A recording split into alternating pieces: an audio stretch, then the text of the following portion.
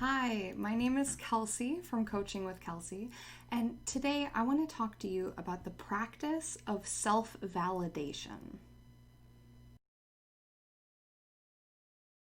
So, not too long ago, I had reached out on Instagram and asked you all what are some topics that you might want me to talk about. And so today that's kind of what we're doing. I had someone write in and say, how to find validation and worth within myself after 30 plus years of seeking externally. So consider this a crash course, a beginner's guide, a 101 to self-validation. We're going to go over the basics in this video that are going to help you begin your practice. Self-validation requires self-trust. And the person who wrote in talked both about how to find self-validation as well as self-worth. And I think this is important because when we cannot validate our own worth and so we seek outside, it's because we're not trusting that our worth is already there. We need someone else to tell us it's there because we don't believe and trust in that. So before we move on to anything else, what I want to tell you is that your worth is non-negotiable, whether you trust in it or not, whether you believe in it or not, whether you are capable of validating yourself or not, your worth is always there, ever present, and it's at 100% maximum. That's not shifting and changing no matter what happens in your life. So, to validate, we must be able to trust. And we often tend to trust the opinions of other people over our own, especially when we've been doing this our entire lives.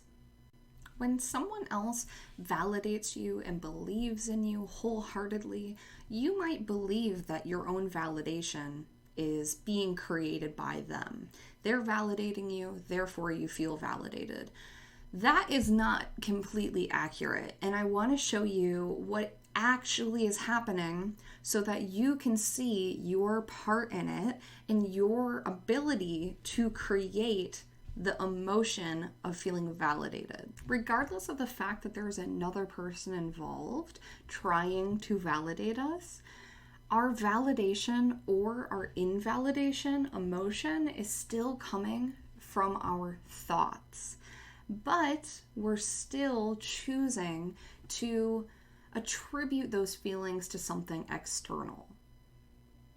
Which is all to say that other people don't create emotions in us. They certainly have influence, and that's why we go to them for their potentially positive influence on how we might think and feel. But ultimately, it is your thought that creates the feeling of validation and of trust and of worthiness.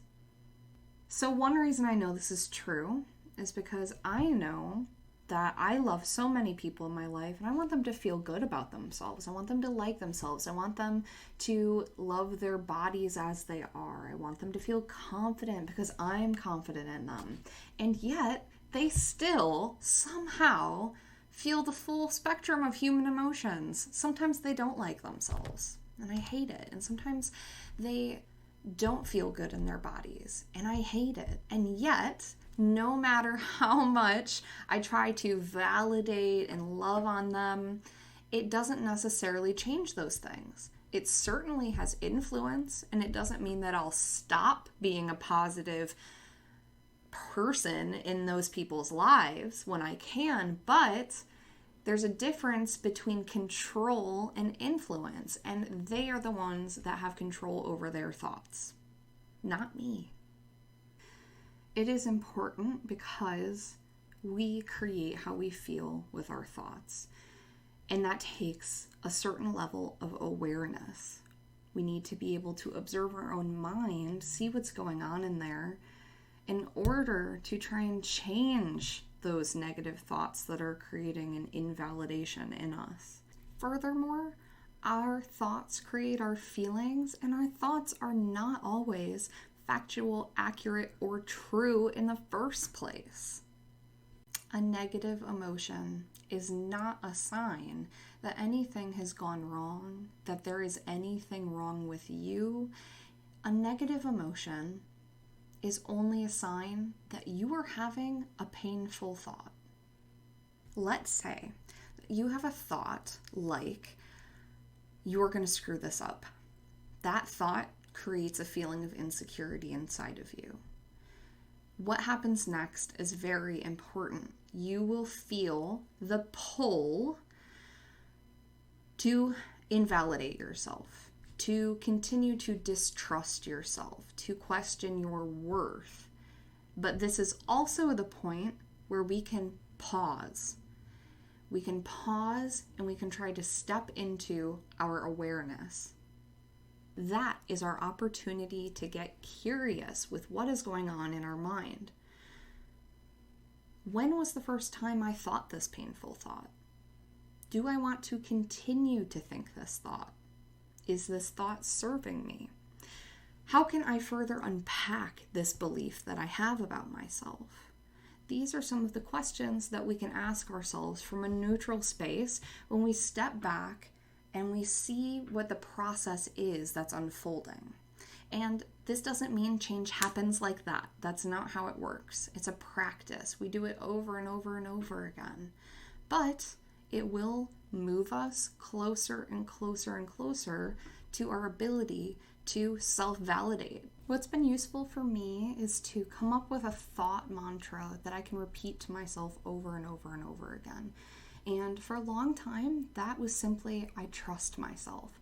I trust myself. And I would repeat that over and over again until eventually I didn't have to anymore. Because even though I wasn't perfect all the time, I didn't live in my distrust of myself. And that was the beginning for me of being able to self-validate. If you're interested in learning more one-on-one about self-validation, self-trust, believing in your own worthiness, then you should sign up for a free consultation with me. You can find the link to schedule that in my Instagram bio, or if you're watching on YouTube, you can click down below. Thank you so much for watching, and I will see you next time.